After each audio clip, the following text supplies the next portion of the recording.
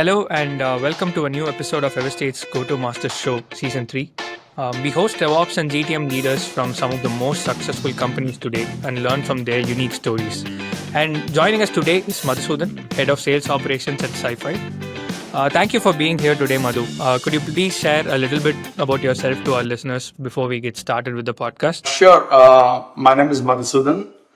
I work currently in SiFive, which is an IP semiconductor company. It's a startup based in San Francisco Bay Area, and I head the sales operations in this company. And just a quick introductory note: I've had close to 17 plus years of sales ops experience, mainly in the semiconductor industry on the product side of things. Got it. Perfect. I think that sets the tone for this, and that also leads me to the next part, right? So, based on your profile, you've worked across some of the most diverse setups when it comes to sales ops, like Intel, Mellanox, and then finally now at SiFive, and all having a core semiconductor background, but obviously at different scale. So, but before we go into the industrial nuance of it, why don't we start with what initially drew you into sales ops and how have these experiences shaped the way about how you think about sales ops today? That's an interesting question because what brought me into sales ops is a challenge. I used to be an engineer way back in 2003. I was a DFT engineer, also called design for test, in Motorola semiconductor products. So I was an engineer also in the semiconductor industry. And post my MBA in Indian School of Business, Hyderabad, I started off my post MBA career as a salesperson in AMD in India. And I worked in AMD for about 1+ years when I got a chance to move to Hong Kong for a job at Intel. And Intel being the leading semiconductor company at that time, I felt it's a great chance. Plus, living in Hong Kong was pretty attractive. So I signed up for that role. I got the role, so I signed up. And then that role essentially was a sales ops role. Intel didn't use the terminology sales ops back at the time. It was called business management. But essentially, business management at Intel entailed all sales ops as we know today. That includes your forecasting, pricing, revenue management, demand supply, inventory management, so on and so forth. So that was my first role or first taste of sales ops at Intel in Hong Kong way back in 2005.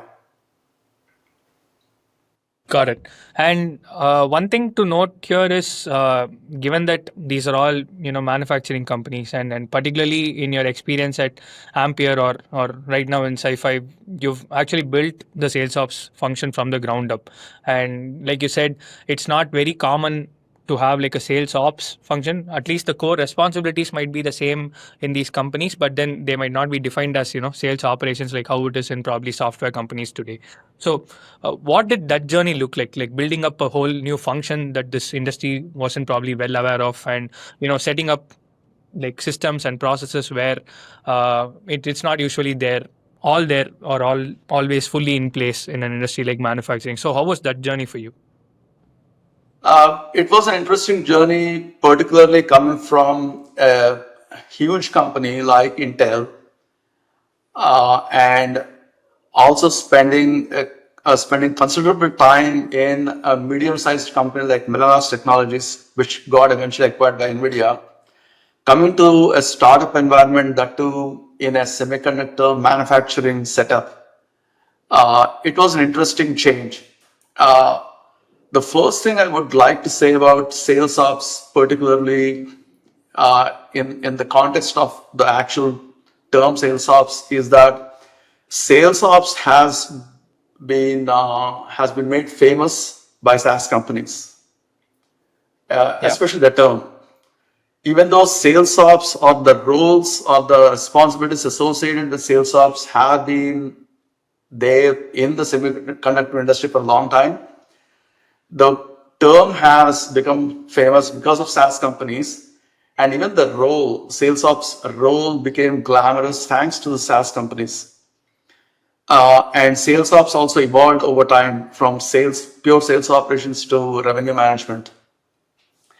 Coming from Intel, all the sales ops functions that includes forecasting, pricing, demand supply management, those functions remain the same even in startup companies, right? Startups also have to deal with the same kind of things. But where the difference between manufacturing companies or semiconductor manufacturing companies and SaaS companies lies in the way they treat sales ops function, or they treated sales ops function. For SaaS companies, it's extremely important to hire a sales ops person very soon in their journey. For manufacturing companies, at least till about 7-8 years ago, it was not the number one priority for them to have a sales ops person right from the beginning. And I can understand that, because manufacturing companies or semiconductor companies need to get their engineers first and their product folks first, and then their sales.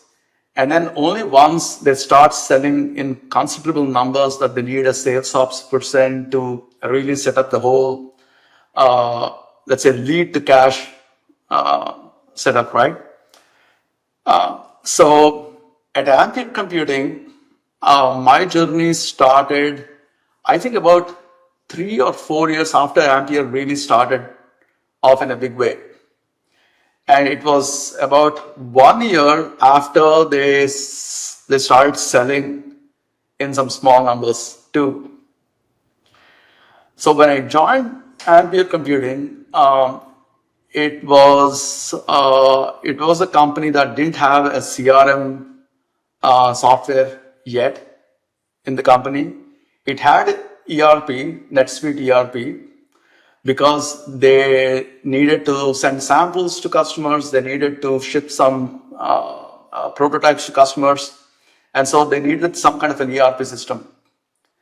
But they didn't have the needs for a full-fledged CRM because they didn't have so many customers yet.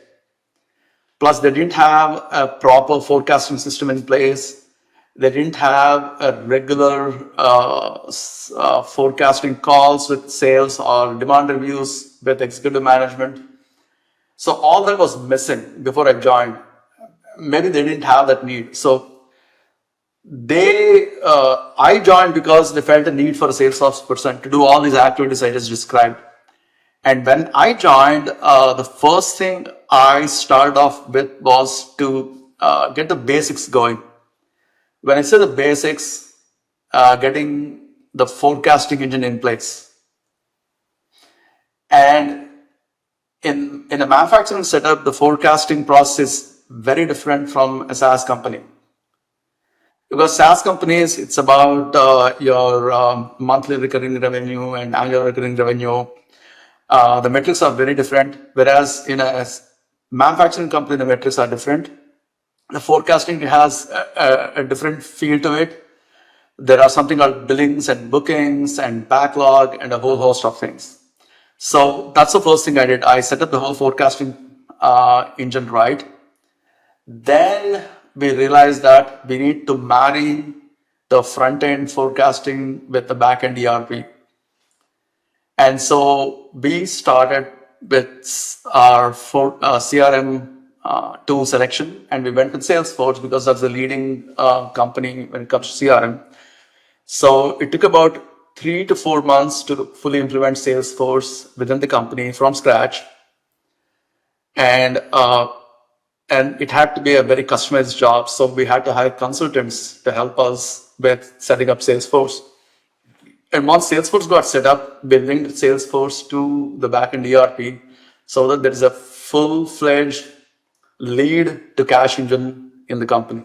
And that helped with reconciling our forecasts with actuals, with our pricing to the actual pricing, and so on and so forth. Got it. No, I think that's a very interesting point, right? Like you said, it's not very common for a lot of probably manufacturing companies, or I would want to say not probably the best word, but traditional companies, traditional industries, to not rely on a CRM. They might be more accustomed to an ERP.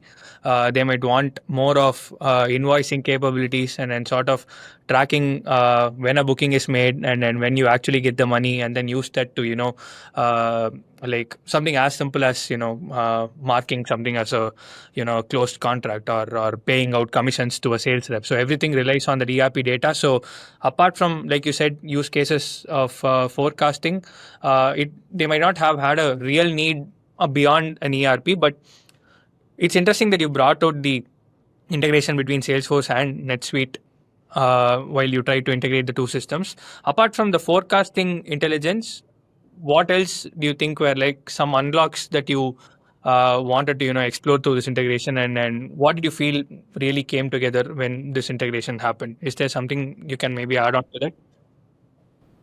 Yeah, one of the things that helped that modern tools help with is reporting. And I'll give you the contrast between reporting using modern tools or capturing forecast using modern tools versus the older ways of capturing forecasts. So at Intel, for the longest time, at least till 2013, 2014, Intel didn't have Salesforce. So the entire forecasting was captured in large Excel files.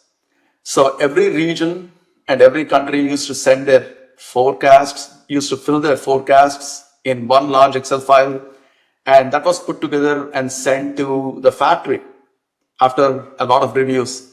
And the factory used to take the Excel file and they used to understand the forecasts by product family, by SKU type, and then they used to manufacture based on that. One of the disadvantages with that method is there is no direct understanding of what is driving demand in terms of what exact deals is driving demand. So in a typical demand review, you can only see what is the demand and where the demand is coming from in terms of the large customers. But what exact deal is driving the demand? What exact uh, kind of opportunities are driving the demand is not known that easily.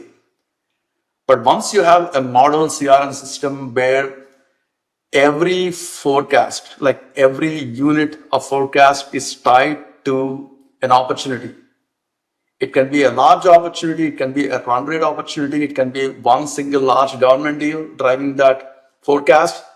You know to that last unit what's driving that demand. And you can actually double click into that demand, into that particular thing, and ask more questions. The other part of adopting a modern tool is your pricing, your discounting, all your products, all of them are in one place. So the minute you give a discount on a particular product for a particular opportunity, everybody in the system knows what happened, right? And all you need to do is in your demand review meetings, be it weekly or be it monthly, you just present those numbers to the executive management using simple reporting that Salesforce offers, right? And what it also helps with is by being very intelligent about your reporting and being very reactive, I would say proactive about it, you can reduce lead times for your customers. And I remember an instance in Mellanox Technologies where proactive approach to forecasting reduced the lead times for our channel customers from something like 3 months for NICs, network interface cards, from 3 months to about 4 weeks, three to 4 weeks, all because we were very proactive in reporting forecasts at the SKU level.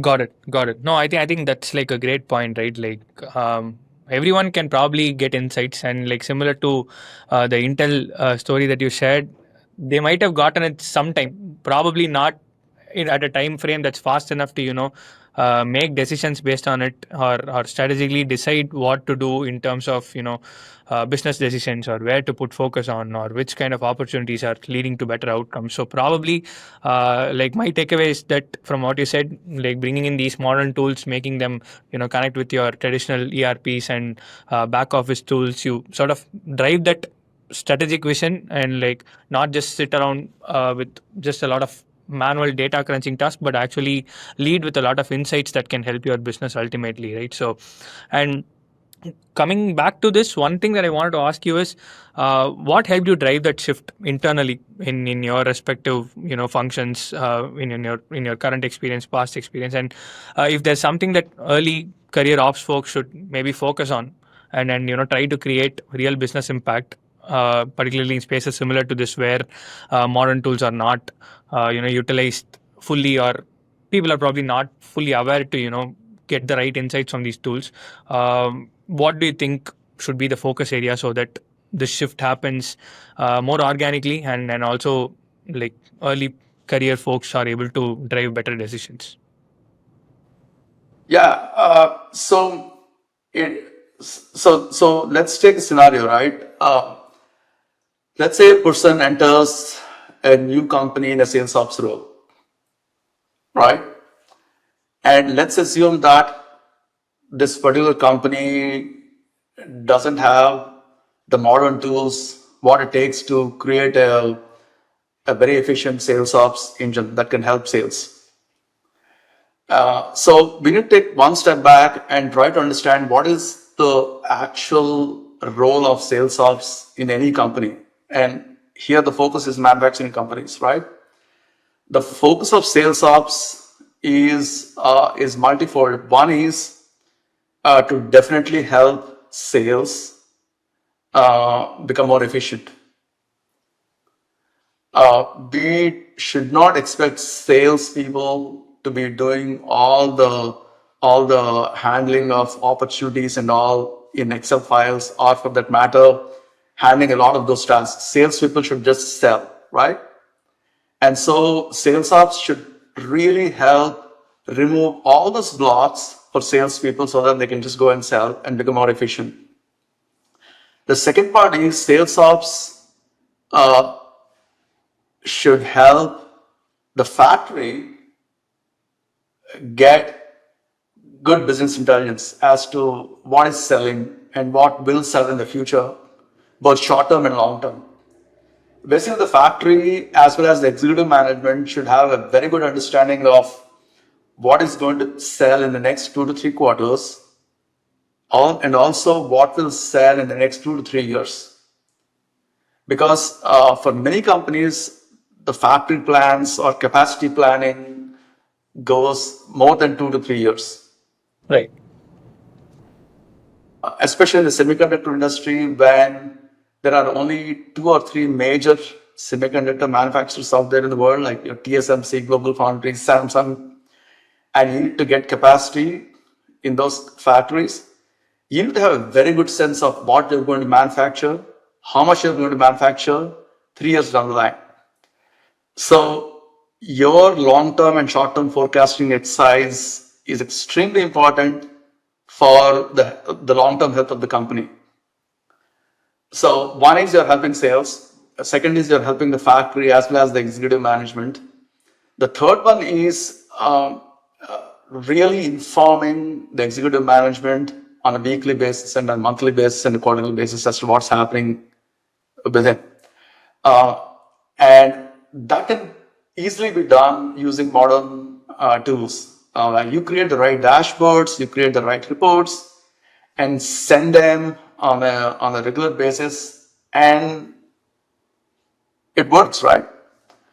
Right. The other part of sales ops that sales ops should really try to do is be the bridge between finance, sales, marketing, and manufacturing, because we handle all aspects of things. For example, Every quarter in my current job, after every quarter, finance and sales ops reconcile the numbers.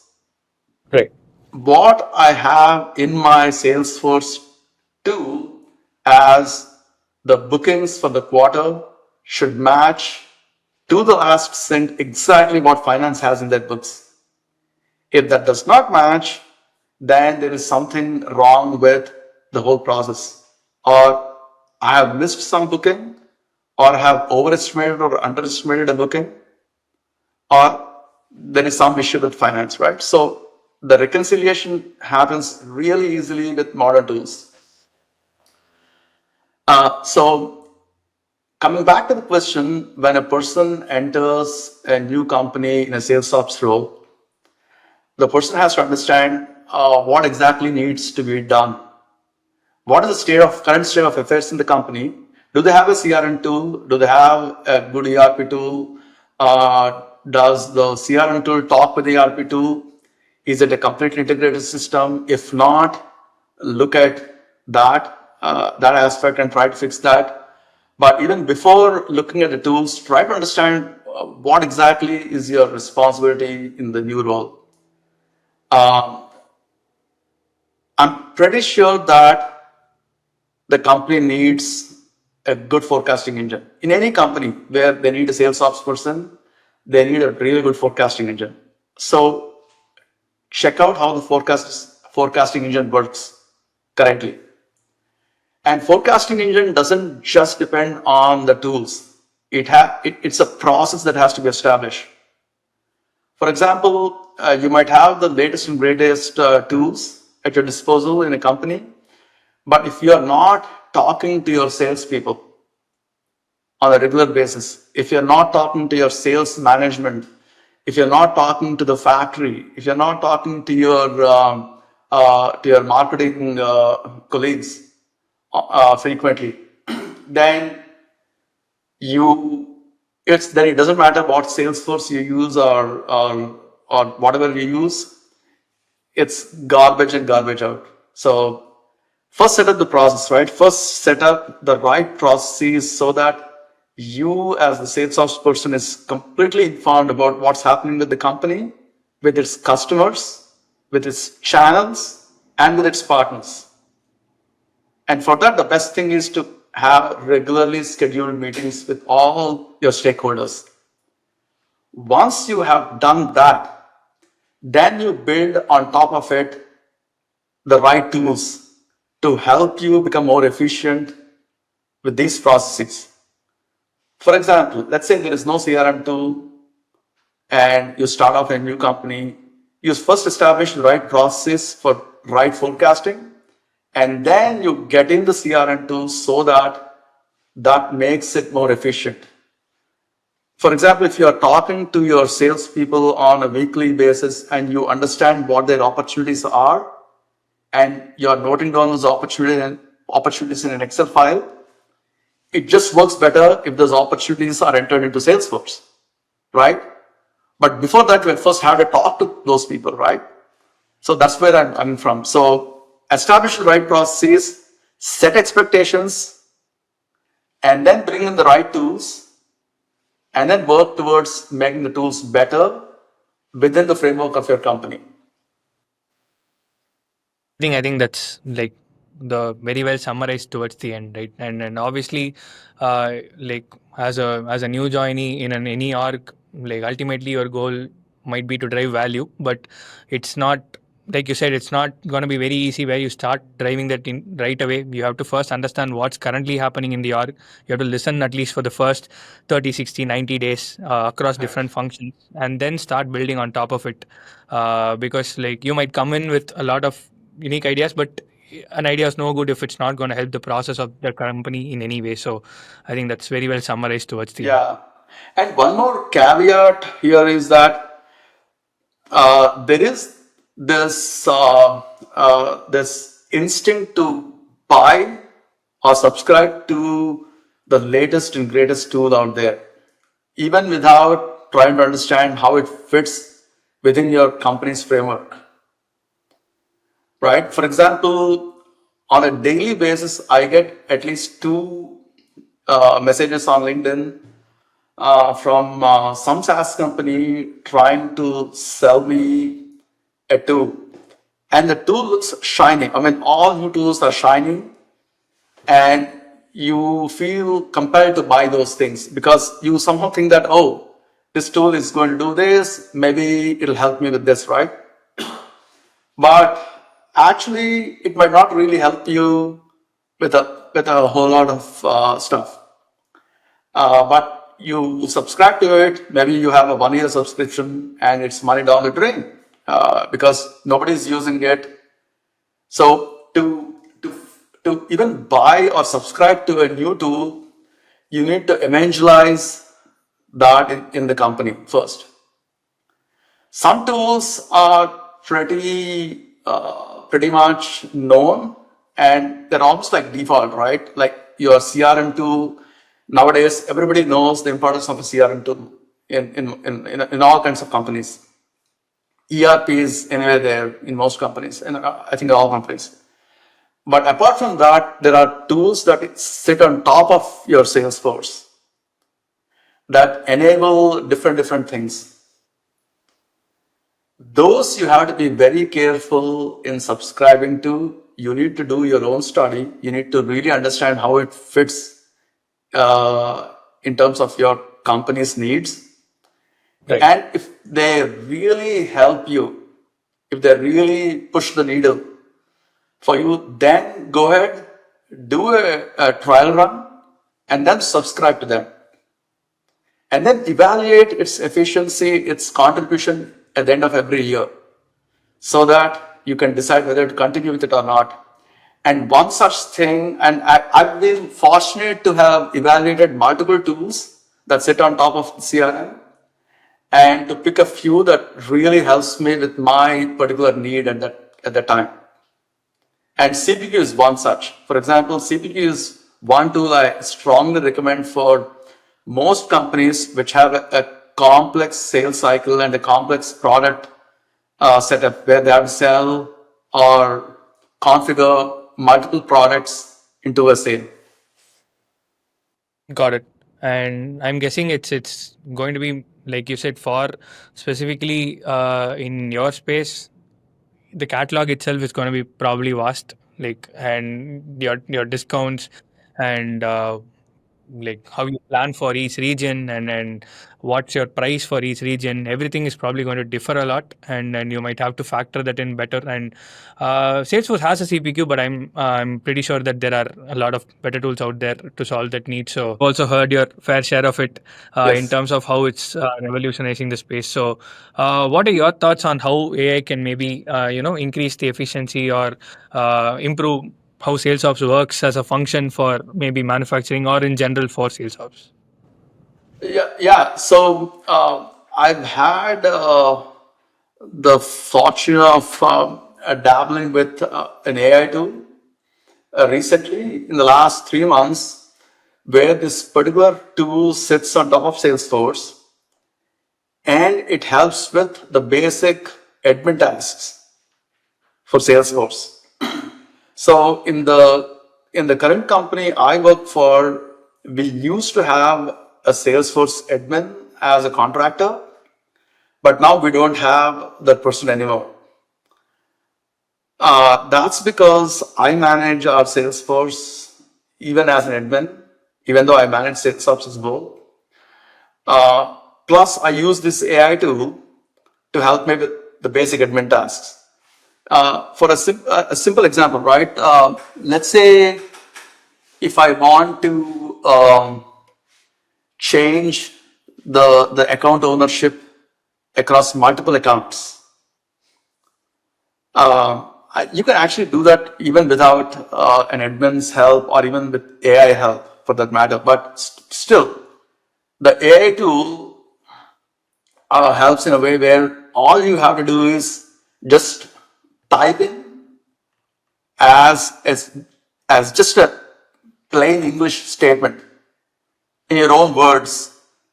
Tell it, hey, change the account ownership from, let's say, Joe to John for all 2025 accounts, right? Or something like that.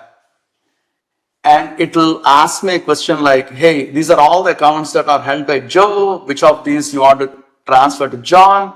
And I just have to mention those and it'll transfer it. And it's as simple as that. And that's just the tip of the iceberg, what AI can do.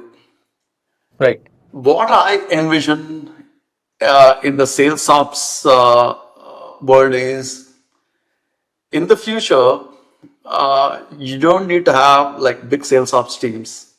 You don't really need like multiple sales ops analysts or sales ops managers, a whole hierarchy of sales ops.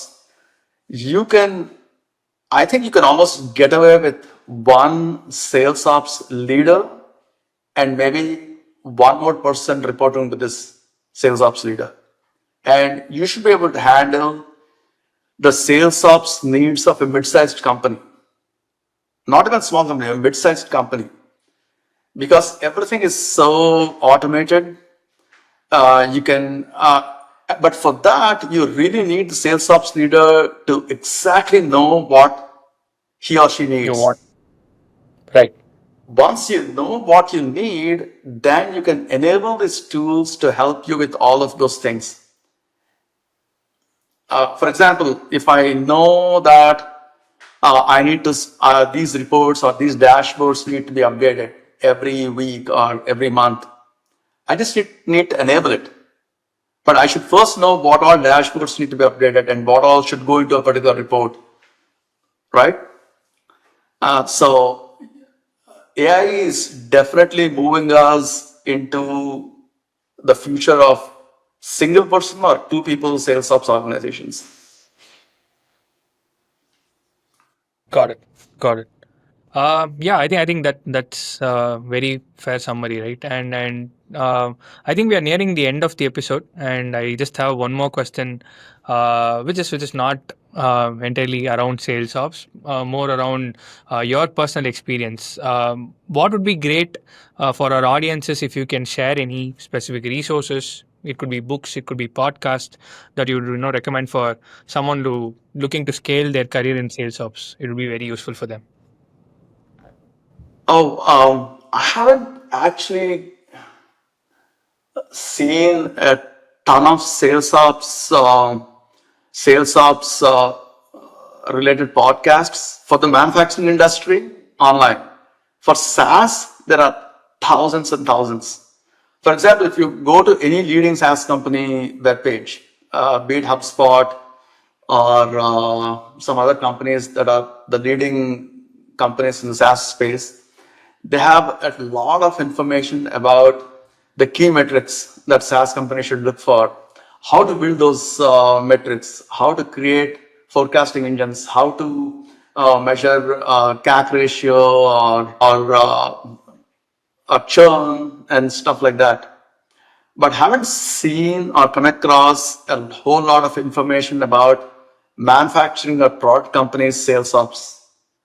The one thing that I noticed is the evolution of the sales ops function. What started off as essentially forecasting, supply demand management when it comes to product industries, quarterly planning and annual planning exercises, long-term planning, and whole lot of analysis related to all these aspects, to a role where you are also in charge of the revenue function. What I mean by that is you or the sales ops is responsible to drive revenue, to meet the revenue goals for the quarter as well as for the whole year. So there is an increase in terms of the responsibility that is assigned to sales ops.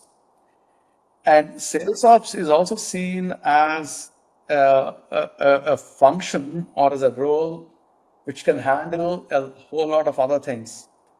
And that's because sales ops is central to sales, marketing, legal, and finance, all four. And sales ops has or should have a pretty good understanding of all the four aspects of these four functions, right? Or four functions, right? Yeah. So keeping that in mind, my advice for any new sales ops person is start your sales ops life in a big company, because only big companies can truly afford multiple sales ops people, especially at a slightly junior role. So once you start off in a junior role in a big company, learn the processes that are involved in sales ops really fast, so that you understand the big picture and you also understand the details and the steps it takes to really make the function be better. And once you learn that, you are in a position to be the only sales ops person in a startup environment. Because startups and even these days some mid-sized companies don't need a whole lot of sales ops people. They need basically one or two. And to add value, you can be actually a revenue ops person. And what I mean by revenue ops person is you are the person responsible to drive revenue for the company. And typically you will be reporting to the chief revenue officer who drives revenue for the company, right? So that's my advice to budding sales ops people or people who just finished their MBA and want to dabble in sales ops. Got it. I think that's great advice, and that brings us to the end of this insightful episode of Go to Masters. Big thanks to Madhu for sharing his experiences and valuable insights. Remember, you can tune in every week to learn more from game changers driving hypergrowth companies across the globe. Go to Masters is brought to you by Everstage, your trusted partner for transforming the way businesses handle sales conversation. And I'm your host, Anirudh.